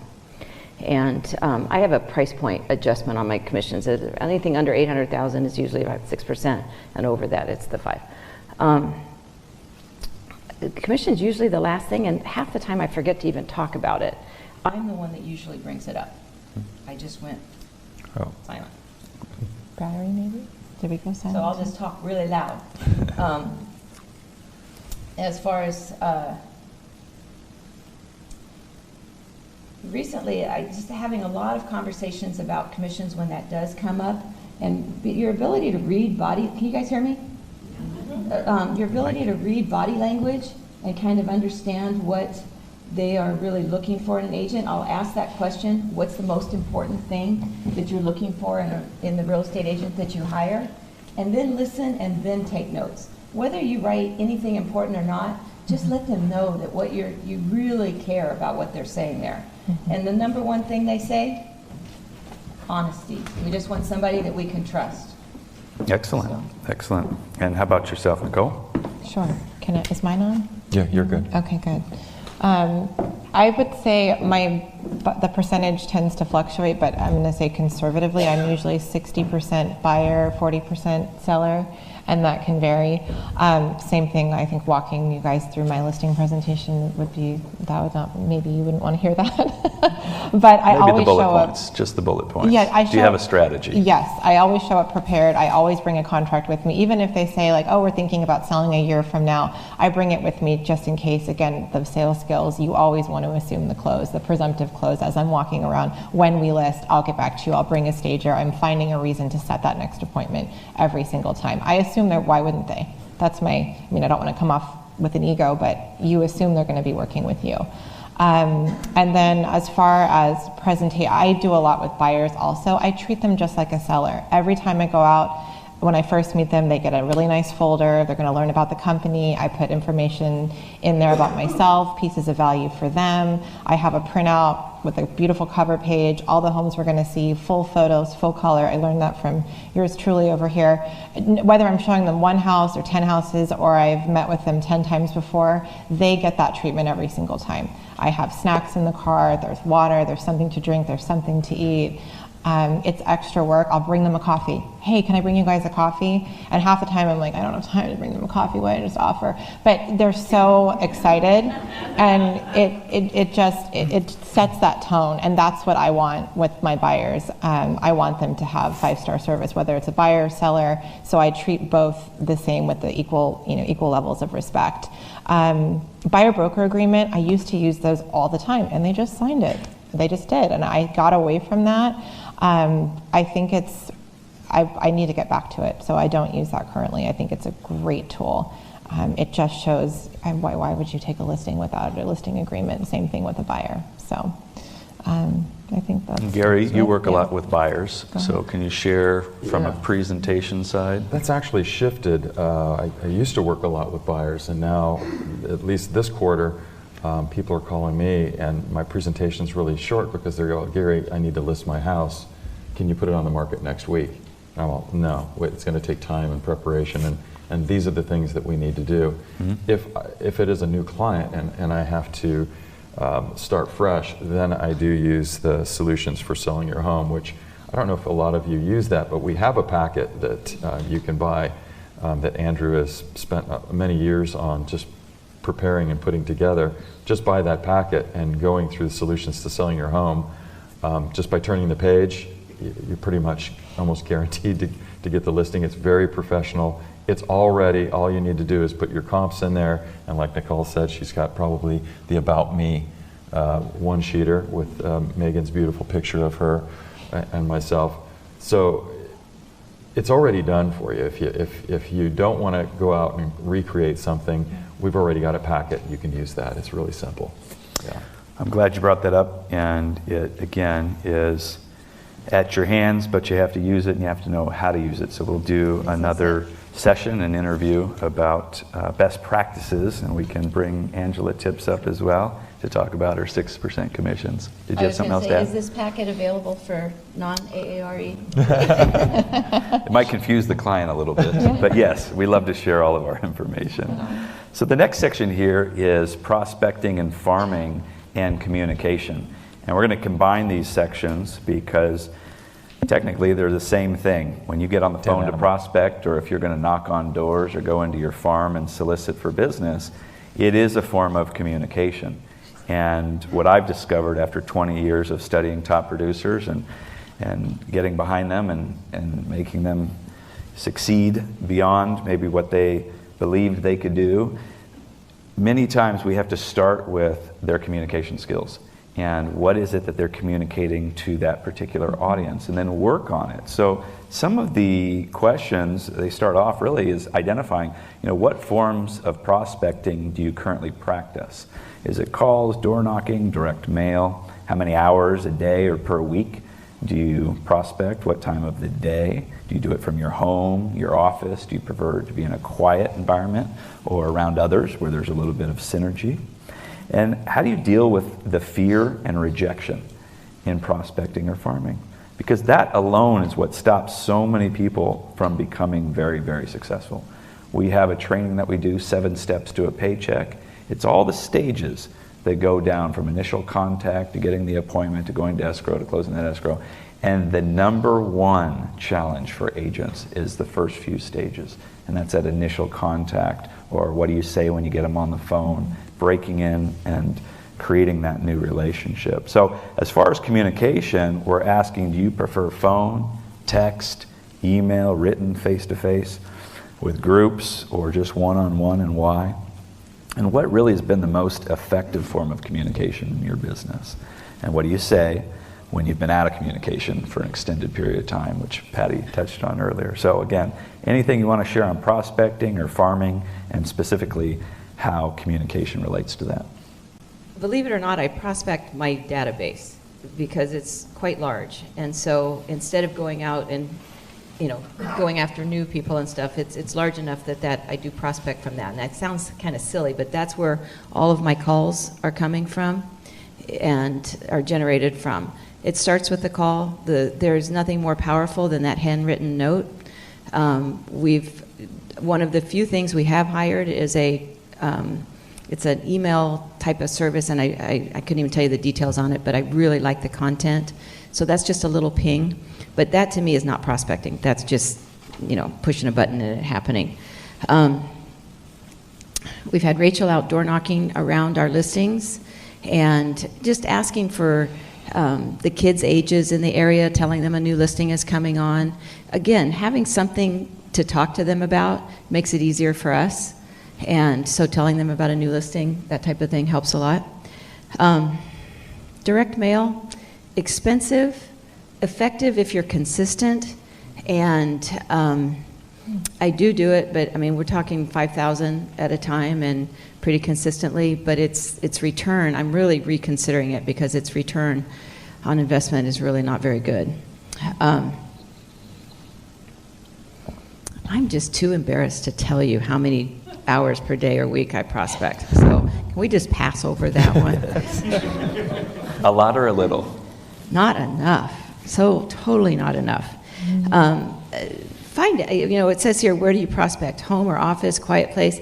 I love this question because it makes you think about, I'm very intentional about where I do it because I have found that when I'm in the office, I lose every creative thought in my body. I cannot function inside the office. And at my desk, I'm either, you can be effective on email, but just limit it to a certain amount of time.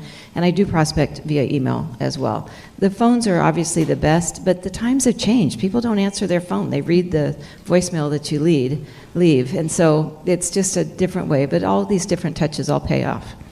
How do you deal with fear and rejection? You just keep doing it. You just pick it up and you do it the next time. The people really aren't going to do anything to you. It's just in your own head. And the chances are they really do want to talk to you and hear from you. And that's probably my biggest thing is like, oh, they're busy. They don't want to talk to me. And then I call them and they're like, oh, I'm so glad you called. And we have this great conversation. So every time I do it, I always walk away feeling a lot better. I just don't do it enough. If I could change one thing about my business, that would be it. One thing that separates me in my prospecting or farming from other agents, they probably do it more, is again, we're very consistent with the people that are on our A list and stuff. So I don't think you need 500 people sending you referrals. If you just get 50 or even a little bit less than that, that will keep you very, very busy. So don't try to spread yourself out too thin over too many people, but really focus on the few that are more likely to refer you. Mm-hmm. Words of wisdom. Nicole? I think just to piggyback on what Patty said, not being afraid to really look at your database and say, okay, who are my A clients? I want to treat everyone the same and all. I don't have as big a database as you, but it's too much. You have to focus on who are the people who know, like, and trust me, who I have a relationship with, who are likely to send me business, who have sent me business before. And I focus my efforts and attention on that group. I'm staying in touch with the rest of my database, but I'm really intentional with phone calls and visits, handwritten notes, pop-bys with my top. That's really where I focus most of it. Prospecting, I've gotten better since I've started coaching because I don't want to be embarrassed and not have my numbers, but I would say probably like an hour a day on a good day where they really are looking for 3. And how do you have time to prospect 3 hours a day? You have someone helping you, you have a team, and you delegate. There's no possible way, I don't care who you are, to do 3 hours of prospecting a day, and it's not possible unless you have help. At least have someone correct me if I'm wrong. With fear and rejection, it's picking up the phone. I remember Tom Ferry, they're home, they're happy, they're waiting for my call. I still say that to myself. They're home, they're happy, they're waiting for me to call. And they are half the time. And they may not be waiting for me to call, but they're happy to hear from you. They're excited. I'm like, yeah, they like me. I remember, that's why I'm calling. Like, we had a great, wow, I love my clients. Call them. They're thrilled to hear from you. And if somebody's mean, they're not going to be mean. But if you're doing cold calling, that's hard. Next, that's what John next. I remember John helping me with expired calls once, and I called him and I was like, oh, this guy was super mean. And John's like, what's his number? Let's call him back. And I was like, really? And he's like, oh yeah, this will be fun. I'll do it. And he called the guy, and John just was just not fazed. And that has always stuck with me. We weren't calling him to pick on him and, be not nasty. I wanted to be. But John he made it fun. It's okay, they're having a bad day. Like everyone is maybe having, you catch them on an off day. Do not let it bog you down. Next. You've got 50 other clients that love you. Move on. So Great. That's my advice. How about you, Gary? You're a high-level communicator and do a lot of prospecting. Yeah, I find it, whatever it is, I just try and get in front of people. And I know Nicole hates the word belly to belly, but I like to, you're belly bumping somebody, but it's gross. But you do. You have to, whether you're in your pajamas or not, you have to get outside your house and you have to meet people. And if that takes walking your dog, going to Vaughn's, whatever, you just have to stay in front of people. And that also hones your skills too, your people skills and how to talk to people.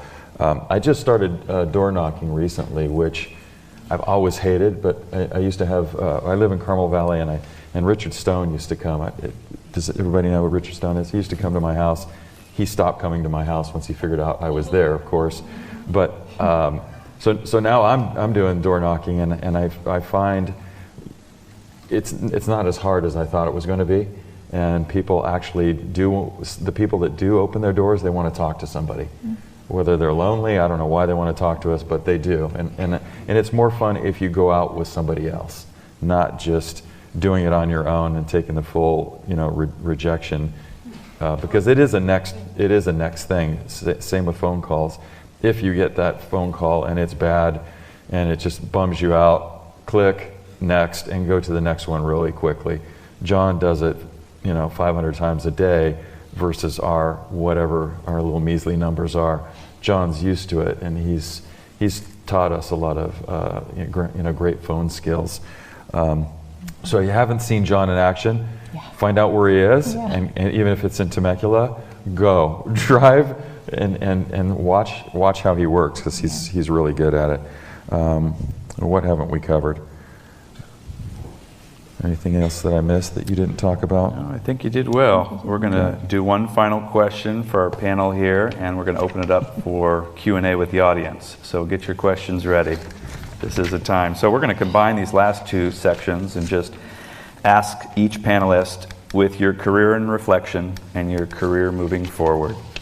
What's been the most influential thing in your career, maybe that you could share with the audience here? What maybe your top mistakes that you've made that you wish you could go back and do over again? What advice would you have for a newer agent at the early stage of their career? When did you feel like you made it, and why? And any aha moments or any career obstacles that you overcame, if you want to share that. And also looking forward, what are your goals? Patty mentioned succession. That's where many agents are at. They've had a illustrious career, they've built a great database, but now how do you turn that into passive income, right? That's a challenge. And where do you see yourself in the next 5 years, maybe some of your personal goals, and if you do plan to retire, when that would be. So Patty, why don't you start? Career and reflection and moving forward, then we'll open it up to questions for the audience. Wow, lots on this topic, and very on my mind all the time right now. Where it says, what was a game changer for my business? I would say that in 1990, I went to a Mike Ferry half-day seminar. And in my mind, I thought $100,000 was my income, that I couldn't go past that. And so Mike stood up on the stage and he said, who in here has sold 50 homes a year or less? And then he kept going from there. And I kind of raised my hand, and you know what he did? He spit on the stage. And he said, well, what are you doing the rest of your time? And I went, wow. And I wasn't even doing 50 deals at that time. And I thought about it, and I thought, you know what? He's right. And something happened in my mind that broke through this little box that said, okay, you can do anything. And from then on, my business just took off, and there was no limit. And I remember the first time I hit $1 million income, I went, wow, I think I hit that new box. Mm-hmm. It was just a really cool, and it wasn't a box. At that moment, I just felt like, so if you ever set limitations on yourself, do whatever you can to break through those, because they're only your limitations. They're not reality. What mistakes? We don't have enough time in the day to tell you the mistakes I've made. One of the things, when I was 23 and I moved here to San Diego, I started buying real estate. And I bought down at Mission Beach a duplex and a triplex over in Ocean Beach, and attracted every drug dealer in the world. I mean, at one point, one of what they did to this property was 20 coats of black paint. And when I walked in, there were all these holes in the ceiling with hair hanging out of it. And I thought, how'd they do that? Well, they were 8-foot ceilings, and they were so stoned that they were jumping and hitting their heads on the ceiling and stuff, and poured concrete down and all of this stuff. And I was like, really? This is what property management is like? So I sold it all and just bought better personal residence. That was a mistake. I should have continued to purchase real estate instead of just putting it into, retirement funds and things like that. So that would be a word of advice, not what you're thinking of, but on the financial end, invest in what you know. And as far as my goals for this stage of my career is to really set it up so that Rachel can take over this business seamlessly and be as successful as I've been. And that's why I've hired these coaches, and that's why I really want to do that right. I am planning on retiring probably in 2020, but that's a secret, so don't tell anybody. And where do I want to be in 5 years? I've been thinking about that a lot. And there's going to be 3 homes, one at the lake house that I haven't bought yet, and one at our Mexico house that I've had for 20 years, and then a place here. And from there, I would like to coach and mentor virtually by phone and just pick a few select people. But what I want to do on that is, it's one thing to take somebody from selling $10 million a year to $20 million a year, but it's a whole nother thing if you can teach them how to take that $10 million increase and really make it count in their future by personal finance, by investing, by planning ahead, by how about living below your means. There were too many years that I made a great income and I spent even more than I made.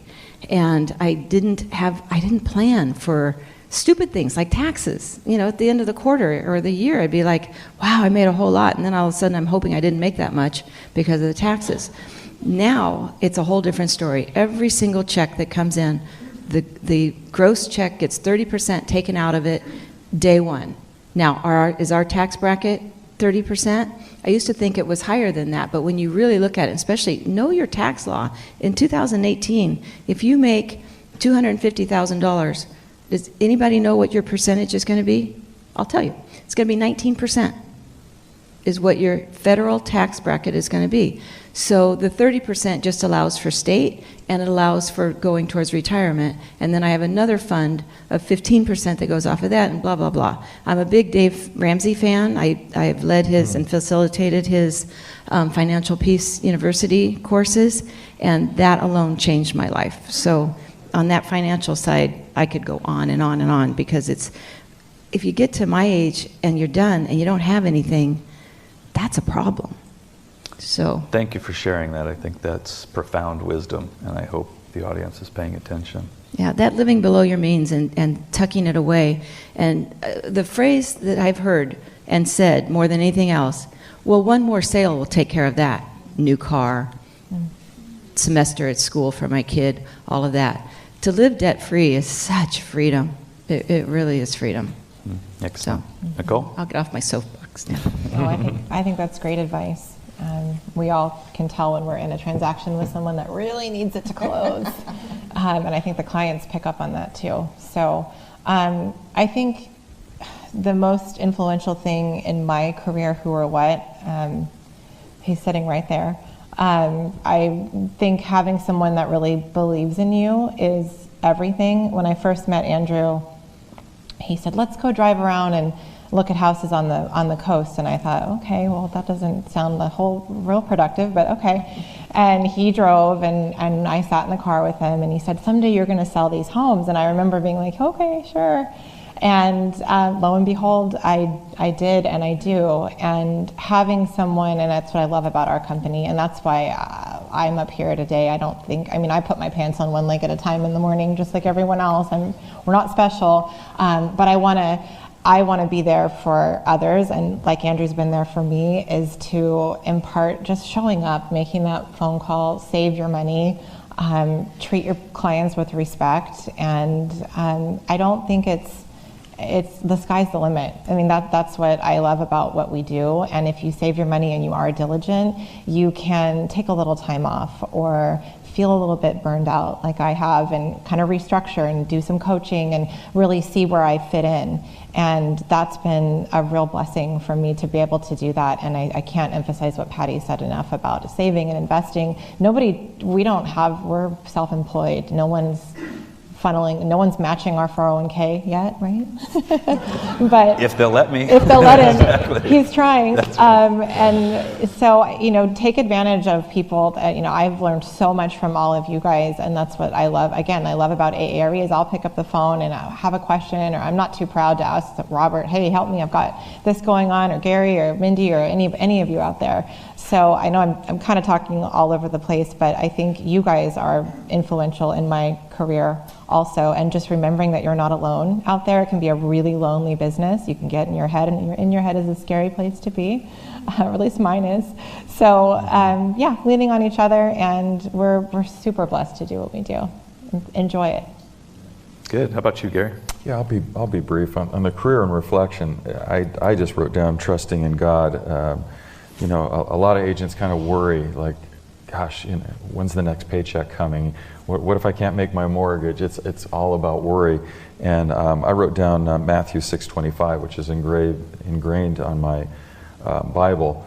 If you guys, I won't read it to you, but it basically talks about worry, and you really don't need to if you trust in God. But write that down and look that up later. As far as the career moving forward, I'm excited about it. I'm a little bit different when it comes to retirement. I'm not really planning on retiring. I just want to have a great time and grow this company. And I can see that this model, which I love, I would love to see it continue. I know Andrews has his eyes on the rest of California, and maybe putting me on Maui on just a separate island where I can just grow that business there. That's just something I think that Andrew needs to know. But preach it. All right. Yeah, you got to just preach it to the. I put down. I wasn't put on this earth to retire. Everybody's got a gift, and maybe retirement's not the right word, but you just kind of want to put yourself out there. And I'm sure Patty's not going to just sit in her house and feed her dogs and her cats all day. She's probably got a lot of great plans that she's going to do, and maybe some traveling. So we have a lot of opportunities in this company, and I'll say generous giving. I really love that program that Andrew put together, and I really want to grow that into part of my career. And bucket list, I did my bucket list. I mentioned to Andrew and Nicole, surf pipeline. I got that out of the way.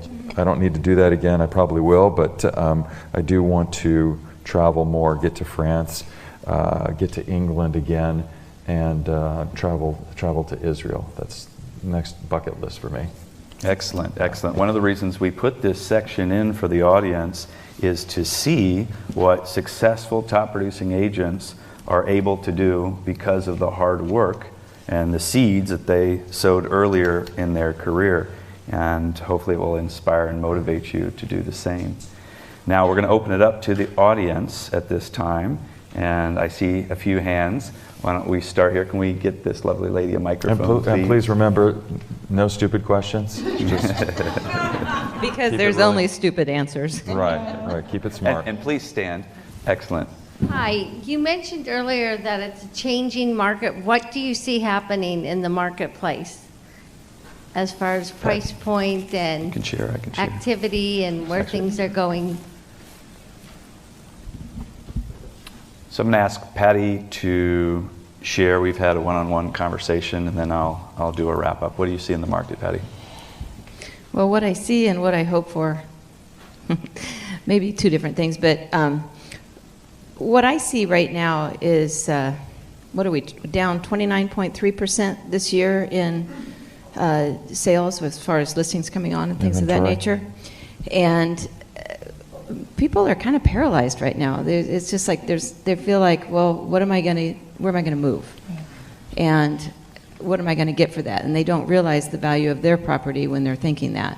So I think anything that we can do to just keep it flowing, and as agents, this isn't really your question, but I'll say this. As agents, maybe we want to consider taking contingent offers on somebody selling their house if it's a real sellable property. It will open up the market for us if we do that. I'm going to defer to you, Andrew, as far as where do I see the market in terms of, I agree with Gary, certain companies are not going to go away. I think we're going to have to deal with it and also embrace it to some extent. But I think it's healthy. I mean, it doesn't scare me if the market changes 180 degrees, because, guys, that's when we get market share. That's when we grow, and it doesn't matter what the market is. It's up to you. Doesn't really matter. I'm glad you shared that last point, whether the market is a retail market like it is today, or a short sale market, or an REO market. There's always a market. I'm going to talk just from the perspective of market cycles. So the only thing you can do as a historian or an economist, if you're trying to predict where the market's going to go, is to find a parallel in a previous market cycle. And for example, in 2006, we had to go back decades to find a parallel where you had that many subprime loans given out in a big bubble. We don't have that today. So the odds on a repeat of 06 are not probable. What we do have today is a big boom in the tech industry. Huge.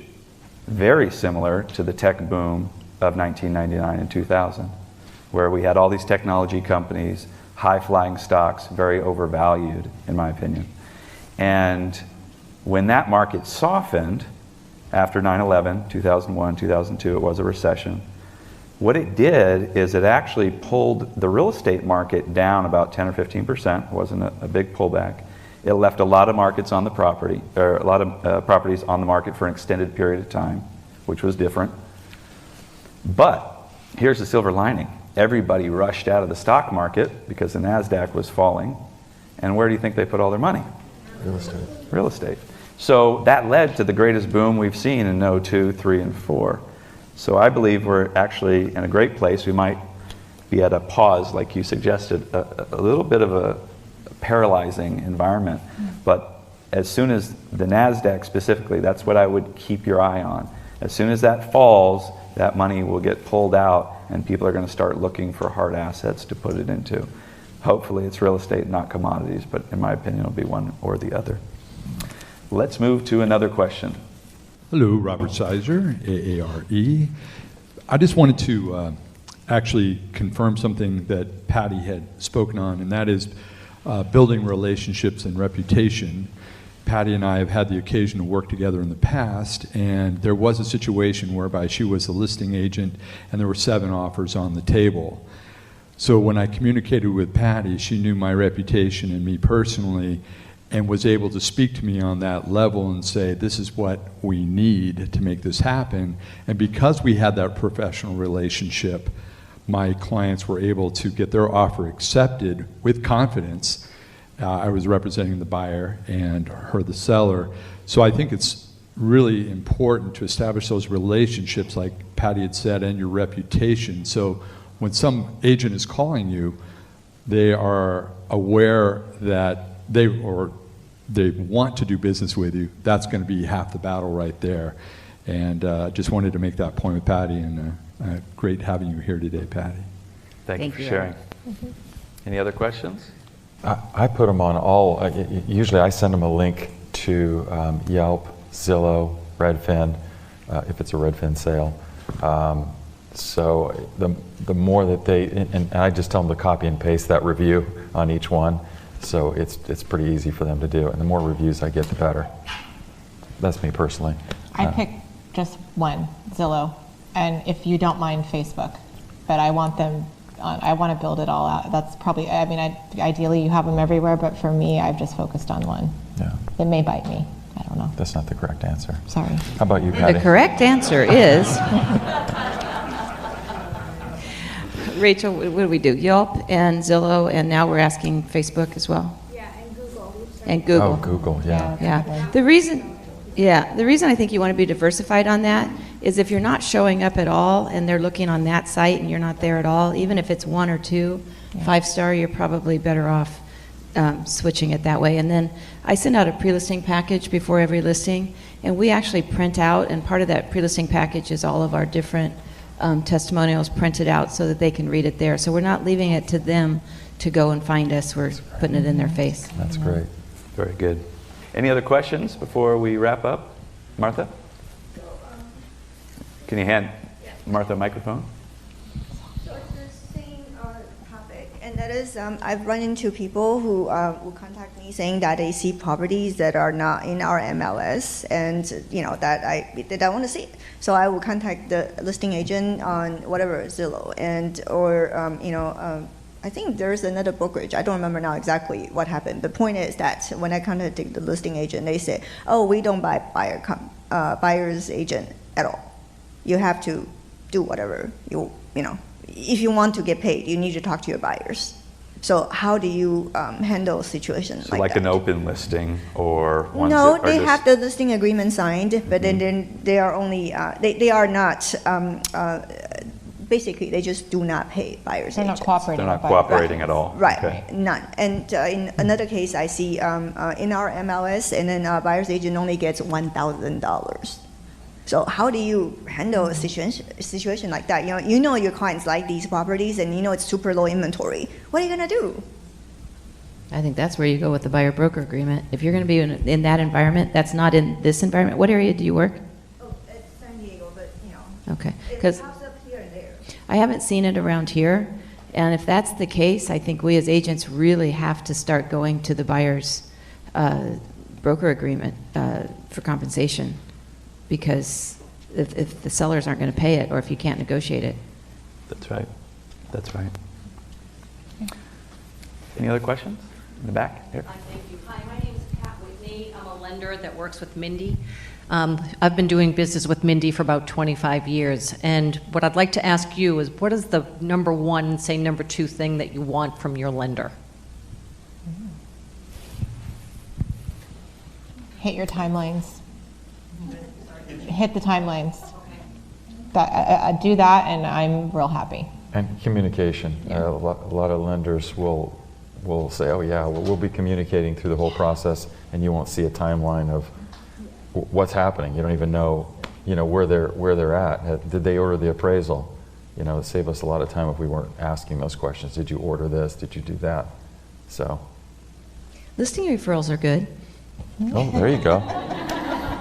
There you go. She's always thinking ahead. I'm never too busy for your referral. Any other questions? All right, would you please give a big round of applause for our panel here?